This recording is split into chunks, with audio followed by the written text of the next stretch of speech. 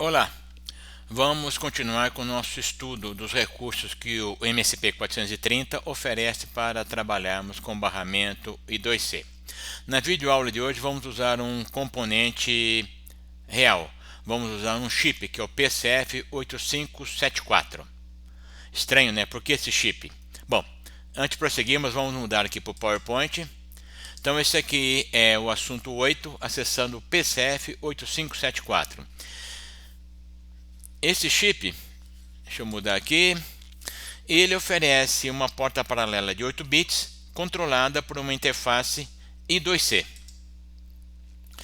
Tem duas versões, dependendo do chip que a gente usa, o endereço 27 ou 3F hexadecimal.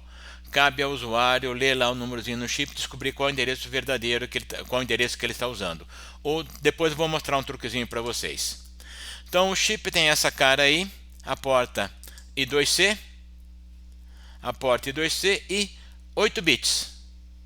Então uma porta paralela de 8 bits lembra as portas do MSP430 e nós podemos programá-las como saída ou como entrada, à vontade. Eu vou mostrar como se faz isso.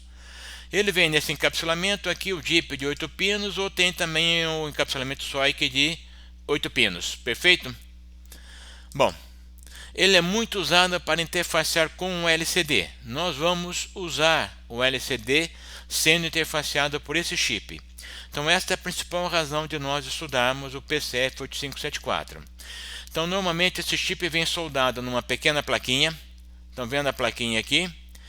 Aqui está aqui o chip, o PCF8574.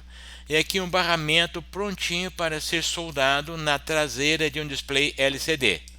Tenho a foto aqui, ó, o display LCD. Estão vendo a plaquinha soldada aqui na traseira? Já direitinho. Então a distribuição dos pinos aqui não é para favorecer o seu acesso, e sim para favorecer a conexão com o LCD. A porta I2C conectada por esses 4 pinos aqui, ó. Estão vendo? Eles aparecem aqui por trás do LCD. Então nós vamos usar essa plaquinha, porém sem que ela esteja conectada com o LCD. Nós vamos brincar com essas entradas e saídas que aparecem por aqui. Essa plaquinha foi projetada para ser conectada ao LCD. Então esse aqui é o esquema elétrico dela. Aqui está a porta I2C com 4 pinos. Reparem que alimentamos com terra, VCC de 5 volts, então ela é alimentada com 5 volts, linha de dados e linha de clock. E aqui os 16 pinos já prontinhos, arrumadinhos para serem soldados na traseira de um LCD. As portas, os 8 bits das portas estão aqui, P0, P1, P2, P3, 4, 5, 6 e 7. Então repare que a porta P0 é o pino 4 desse conector, a porta P1, desculpa, o pino P1, o bit 5, assim vai. Nós vamos usar esses pinos aqui, perfeito? Já que não vamos usar o LCD. No entanto, vamos lançar a mão de toda a placa, perfeito? Então vamos pegar uma placa dessas, sabendo o que aparece nesses pinos, vamos então fazer o nosso projeto. Antes de seguirmos, antes de entrarmos com o programa, vamos dar uma olhadinha. Poxa, vocês podem se perguntar, o nosso MSP trabalha com 3,3 volts. E estou ligando os resistores de pull-up para 5 volts. Não vai dar galho? Será que o PCF8574 é alimentado com 5 volts e o MSP com 3,3 não vai ter problema? Não vai acionar aquele diodo de proteção e pode vir a queimá-lo? Então vamos fazer uma pequena análise do circuito.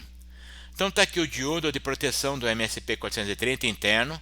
Esse diodo é acionado quando a tensão no anodo fica em 3,6 volts. Então quando a tensão aqui no anodo está em 3,6, ele vira um curto. Então quanto é de corrente que vai passar por aqui quando o diodo estiver acionado? Bom, temos aqui a tensão é 5 menos 3,6 dividido pelo 4K7. Voltando aqui, de onde é que saiu o 4K7? Esse resistor aqui, perfeito? Então está aqui o modelo de circuito. Então nós temos 5 volts menos 3,6 dividido por 4.700. Dá aqui aproximadamente 0,3 miliamperes, 300 microamperes. E quanto de corrente esse diodo suporta? Se vocês estão lembrados, ele suporta até 2 miliamperes. Poxa, estamos folgados, né? Estamos bem. Então não tem problema, pode deixar o pull-up ligado em mais 5 que não vai dar galho com o nosso MSP430.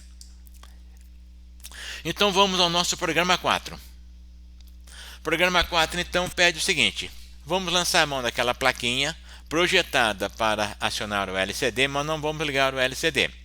Vamos ligar 4 LEDs e 3 chaves. Vamos fazer um contador de 4 bits com esses 4 LEDs. Cada vez que eu apertar a chave SW+, ele conta 1. Cada vez que eu apertar a chave SW-, ele decrementa 1. E esse aqui é o clear. Cada vez que eu apertar SWC, faz o clear. Perfeito? Então temos aqui L3, L2, L1, L0. São esses 3 LEDs, comandado por essas 3 chaves. Aqui vamos usar então as funções principais da placa, que é gerar saída e ler entrada. Precisaremos disso para trabalharmos com o LCD. Essa é a principal razão de estarmos vendo este chip ainda sobre o assunto do I2C. Ok, então estão lembrados, ó, P0, P1, P2, o P3 não estamos usando, 4, 5, 6 e 7. Se vocês olharem, vocês podem questionar um pouquinho, poxa, o LED está ligado ao contrário, né? Normalmente a gente põe o pino, o resistor e o LED ligado para a terra. Aqui o LED está ligado para 5 volts. Por que essa conexão dos LEDs? Bom, lendo o manual dessa placa, ela indica o seguinte: cada pino consegue fornecer até 1 mA. Então, se eu usar a porta, o pino, para fornecer corrente para acender o LED, ela vai fornecer no máximo 1 mA. Não é suficiente para acender o LED. Por outro lado, ele consegue drenar, consegue chupar corrente de até 25 mA. Opa, o LED está legal. O LED consome menos que isso. A gente fica... valor típico 15 mA, 16 mA, 14 mA por LED, ele já está acendendo muito bem. Estou falando do LED típico. Temos LEDs de alto desempenho. Mas aí é outra história. Isso aqui é o LED que a gente compra aí por aí no mercado. E então, se nós usarmos essa conexão, imaginando que quando o pino aqui esteja em nível baixo, ele está em 0. Na verdade não é bem 0, é um pouquinho acima disso, mas vamos supor 0. Então nós temos 5 menos 2,2 volts, que é a queda de tensão em cima do LED quando ele está aceso. 5 menos 2,2 dividido pelo resistor, que é 220, vai dar 12,7 mA. Quase 13 mA. O LED vai acender muito bem, sem problema algum. Só que temos que tomar um cuidado. Escrevemos 0 para acender o LED. Escrevemos 1 para apagar o LED. Temos ainda... Bom, então vamos lá. Como é que eu vou fazer o contador de 4 bits? Eu vou pegar uma variável de 8 bits, vou chamá-la de cont, e vou incrementá-la. Só que eu vou me preocupar somente com os 4 bits da direita. Eu sempre vou aproveitar esses 4 bits, pouco importa os da esquerda. Então vou incrementar, decrementar, zerar, eu sempre vou fazer aparecer aqui nesses 4 bits da porta, esses 4 bits da direita. Só que aqui é o bit 0, 1, 2 e 3, e a porta usa 4, 5, 6 e 7. De propósito, o problema coloca em local diferente. Então vou ter que pegar esses 4 bits, deslocá-los para a esquerda na hora de fazer aparecer aqui. Então eu vou pegar cont, vou deslocar 4 bits, 4 posições para a esquerda, vou fazer um XOR com F0 para inverter, assim o 1 vira 0, o 0 vira 1, e ainda vou fazer, antes de escrever, estou chamando aqui o byte de extra, isso é o que eu estou usando lá no programa mesmo, vou fazer um U com 7. 7 são os 3 bits da direita em 1, né? Ou seja, estou escrevendo 1, 1 e 1 aqui. Por que será? Bom, conseguiram pegar direitinho essa história? Então vou usar um contador e esses 4 bits da direita na hora de escrever. Isso porque quando eu acesso esse chip 8574, eu mando pela barramento I2C os 8 bits que eu quero que apareça aqui. Então eu tenho que mandar direitinho os 4 bits do LED e mais os da chave. Então por isso a preocupação em pegar os 4 bits da direita, rodar para a esquerda, invertê-los, porque aí 1 vira 0, 0 vira 1, e aí os LEDs vão acender direitinho, e manter esse P0, P1 e P2 em 1. Por quê? Porque é muito importante, porque a porta é uma porta quase bidirecional. O que é isso? O que é quase bidirecional? E o maldito corretor corrigiu aqui, é I, né? Não I, é quase bidirecional. A porta quase bidirecional tem essa cara aqui. Então, vocês observando vão falar, poxa, eu já vi esse negócio aí no barramento I2C, né? Não lembra o barramento? Exatamente, uso o mesmo conceito. Então, quando eu escrevo 0 na porta, aqui vai para 0, ou seja, aqui vai para 1 e ligo o transistor. Então, quando eu escrevo 0, o transistor está ligado, o pino está em 0. Quando eu escrevo 1, o transistor vai estar cortado e, graças ao pull-up, o pino vai para 1. Então veja uma coisa interessante. Se eu estou usando como saída, escrevo 0, sai 0, escrevo 1, sai 1. Maravilha, é o que eu esperava. E para ler? E para poder ler por aqui, como é que eu vou fazer? Aí muda um pouquinho. Reparem que se você deixar esse transistor ligado, você só vai ler 0, pouco importa o que você coloque aqui. Então, para você conseguir ler o que está sendo colocado no pino da porta, você tem que cortar esse transistor. Como é que você corta esse transistor? Escrevendo 1. Então, uma porta bidirecional significa o seguinte: quando eu quero ler, eu sou obrigado a escrever 1. E depois eu posso ler. Por isso que nós nos preocupamos em colocar 1 e 1 aqui nos bits P0, P1 e P2. Voltando. Estão vendo aqui, ó, o extra é o que vai ser mandado para aparecer aqui nos 8 bits da porta desse chip. Reparem que os 3 bits da direita a gente está sempre colocando em 1, para que fique sempre em 1 e eu possa ler as chaves. O fato de eu programar 1 não quer dizer que eu vá ler sempre 1 não. Se a chave estiver acionada eu vou ler 0. Ok? Então isso é uma porta quase bidirecional. Dá uns problemas bacanas. Então eu sou obrigado a escrever 1 antes de eu poder ler a placa. Ok? Bom, estão preparados? A aula de hoje é um pouquinho longa. Não acho interessante interrompê-la no meio. Vamos direto. Peço desculpa a vocês. Eu não vou entrar em grandes detalhes no programa. Aqui está a solução do programa 4, porque nós já vimos um monte de coisa. Então vamos lá. Aqui então está aqui o main. Começou aqui. E como essas placas têm duas versões com o endereço 27 e 3F, e essas placas são Xing Ling, vem com qualquer coisa escrita em cima, muitas vezes troca, etc. Eu apresento uma solução para vocês. Eu testo os dois endereços. Olha, eu testo o endereço 27. Se deu verdadeiro, o endereço vai ser o 27. Se deu falso, eu testo o 3F. Deu verdadeiro, o endereço é o 3F. Se nenhum nem outro der verdadeiro, aí eu acendo o LED vermelho e paro. Opa, deu galho. Com isso fica bacana, porque se eu trocar a placa, pegar outra, eu não vou ter que ter o problema de ficar, poxa, não fez nada, será que eu estou com o endereço errado, etc. Então isso aqui é uma excelente solução. Testo o endereço para saber qual o endereço real da placa. E aí passo a usar aquele endereço. Então descubro se é o 27 ou 3F. Escrevo na variável DR. Assim, quando eu configurar a minha porta, o SCI lá, a minha porta I2C, eu vou colocar aqui no slave address o endereço. E acabou. Então eu vou achar 27 ou 3F, achei um deles, acendo o LED verde, e olha, programei, escrevi I2C write, essa aqui é uma função, vou entrar nela daqui a pouquinho, escrevi FF. Se é FF, eu faço o quê? Põe todo mundo em 1. Então, lembrados, voltando aqui. Se aqui está todo mundo em 1, os LEDs estão apagados. Se aqui está todo mundo em 1, eu estou preparado para ler as chaves. Ok? Está muito rápido? Então vamos lá. Então testei, descobri qual é o endereço verdadeiro, programei no meu controlador e escrevi tudo 1. Os LEDs apagaram, estou prontinho para começar. Aí vem o loop principal do programa, que é de certa forma ridículo. Eu leio as chaves. E aí vou incremento contador, decremento contador ou zero contador. Bom, essa função chaves, eu vou explicar como ela funciona. Ela joga para uma variável ler. Ela retorna a seguinte situação. Se o bit 0 estiver em 1, quer dizer que a chave mais acabou de ser apertada. Se for o bit 1 da variável ler que está em 1, é porque foi o menos que foi acionado. Se for 2, então nos 3 bits da direita, vem se a chave mais foi apertada, se foi a chave menos ou se foi o clear. Então, olha, testo o bit 0, testo o bit 1, testo o bit 2. E aí eu vejo se eu conto para mais, conto para menos ou 0. Perfeito? Então, aqui é muito simples. A função chaves me faz todo o trabalho pesado. E aqui eu só tenho que testar. Então, uma vez trabalhado com o contador, eu faço o seguinte, rodo ele 4 posições para a esquerda, já vimos isso, inverto os 4 bits, forço os 3 da direita irem para 1 e escrevo o valor. É um pouquinho rápido, né? A exposição não pode ser assim muito pesada, muito demorada. Recomendo que vocês repassem esse programa com calma. Vou olhar agora as duas funções de chaves, que usa a função de ler, e I2C write. Muito bem, chaves. Função chaves, você tem que me descobrir quem foi acionada, se foi a mais, a menos ou a clear. Ok.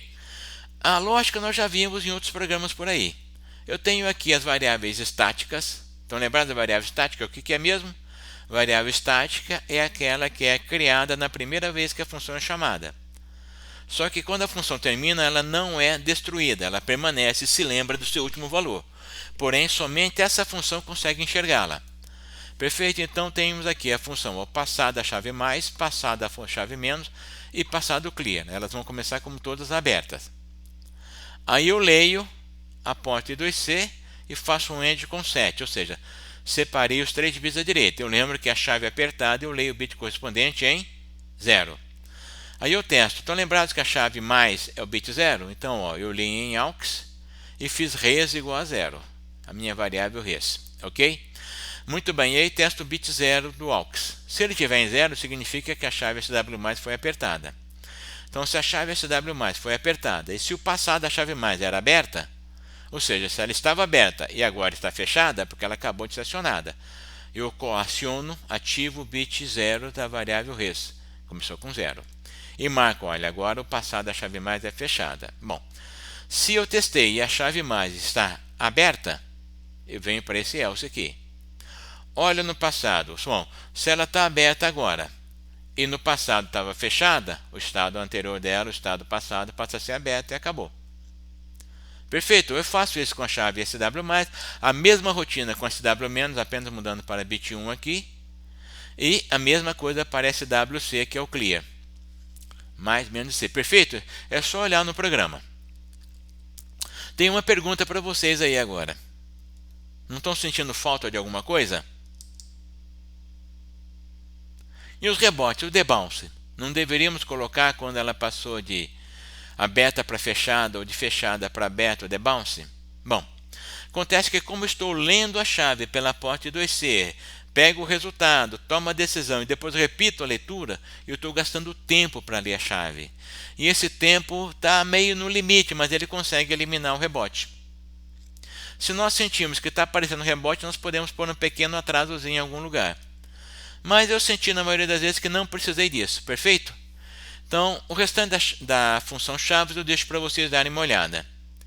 Vem agora duas outras funções importantes, que é a função que lê o PCF 8574. A leitura é muito simples, né?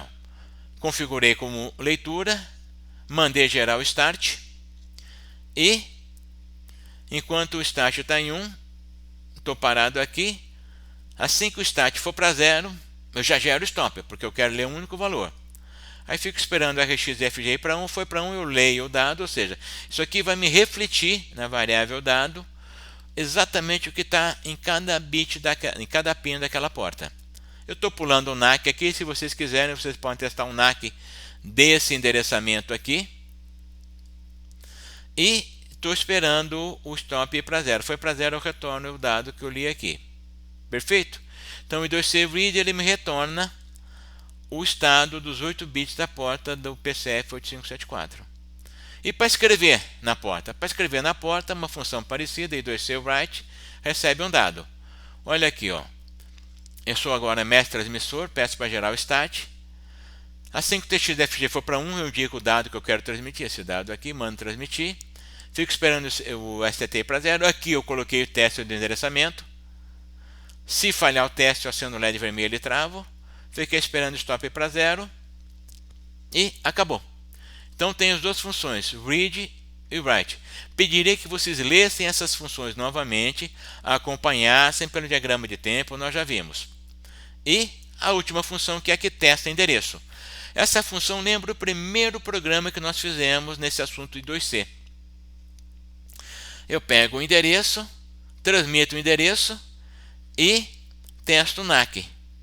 No caso dessa função, retorna true se o periférico, se o escravo respondeu, retorna falso se o escravo não respondeu. Simplesmente isso. Perfeito? Então vamos lá, vamos dar uma olhadinha no Code Composer. O Code Composer está aqui. O programinha é um pouquinho mais longo, eu pediria que vocês olhassem ele com um pouquinho mais de calma. Então aqui está toda blá blá blá de inicialização. Tem uma função delay aqui que eu não faço nada com ela. Eu vou até tirá-la. Eu esqueci de tirar aqui. Opa!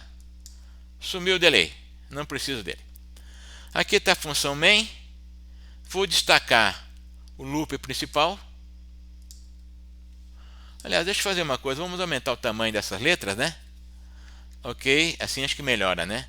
Vou destacar aqui o loop principal, aquele que eu falei para vocês. Então, se o bit 0 estiver em 1 é porque o conte mais que foi acionado, se o bit 1 é o conte menos, se não, vou fazer o clear, acerto o contador, chamo o write e fico aqui. As funções estão aqui, a função chaves é relativamente longa, essa daqui, ó, é o que testa SW+, opa, aqui é o que testa SW-, e aqui é o que testa o clear, né, SWC. Então reparem que uma ou outra eles ativam posições diferentes da variável res. Aqui é o bit 2, aqui é o bit 1 e aqui é o bit 0. Então, se a chave SW+ for acionada, é retornada uma variável com o bit 0 igual a 1. Se foi a chave menos, é retornada com o bit 1 igual a 1. Se foi o clear, o bit 2 é quem vai para 1. E aqui retorna a variável. Ok, essa aqui é a função para ler o meu PCF. Já comentei com vocês. A função para escrever. E para terminar, a de teste. Aqui testa o endereço. Retorna verdadeiro se o endereço, se o escravo respondeu, retorna falso se o escravo não respondeu. Com isso descobrimos de forma tranquila se o endereço da minha plaquinha é 27 ou 3F sem grandes preocupações. Aqui é a configuração do mestre na nossa porta da USI B0. A única diferença é que agora estou trabalhando depois para trabalhar em 100K. Isso BRW 10K e 100K, vou mostrar para vocês aqui a configuração dos LEDs. Vamos olhar aqui em cima. Ó. Eu até deixei para vocês aqui, ó, baud rate, né? A frequência do clock 10K em 100K. Ok? Vamos diminuir aqui, vamos dar no Ctrl S que eu apaguei uma linha, F11. Se der tudo certo, vai carregar. Tá linkando, tudo mais. Ok, foi para lá. E vou autorizar a rodar para que em seguida eu coloque a imagem da placa. A imagem da placa está aqui. Posso até empurrar um pouquinho mais para cima, né?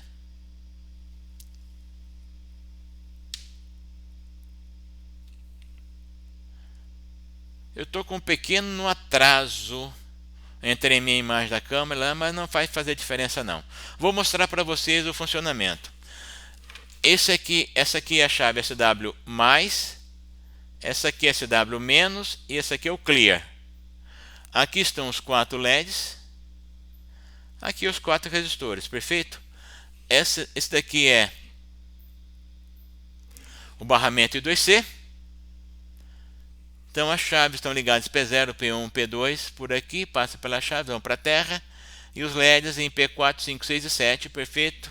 E ligados em VCC aqui. Então vamos lá. Já autorizei a rodar, então vou apertar a chave que conta. Opa, apertei errada. Vamos dar o clear. Pronto, a chave que conta é essa daqui. 1, 2, 3, 4, 5. Conta para baixo, que decrementa, né? 4, 3, 2, 1, 0. Acendeu tudo e conta para trás. E vou apertar aqui o clear. Apagou. Conta para trás. Conta para frente. Perfeito? Então temos o programinha aí funcionando. Está aqui a plaquinha. Vocês vão brincar muito com ela quando começarem a usar o LCD. Perfeito? Então com isso nós conseguimos terminar. Tempinho um pouquinho longo, né? Quase meia hora. Conseguimos terminar o nosso programa. Deixa eu interromper aqui a nossa demonstração. Vamos minimizar aqui e vamos voltar ao PowerPoint. E com isso então nós chegamos ao final da videoaula de hoje. Vamos voltar a câmera por aqui. Ok, então vimos vários exemplos de como usar o I2C com o MSP 430. E esse último exemplo esse último programinha é muito importante para vocês. Usem ele para trabalharmos com o LCD. Nosso próximo tema é exatamente o LCD. Como o LCD faz parte do laboratório, eu não vou avançar muito não. Vou deixar parte da trabalheira do LCD para vocês fazerem sozinhos. Ok? Agradeço então a atenção de vocês.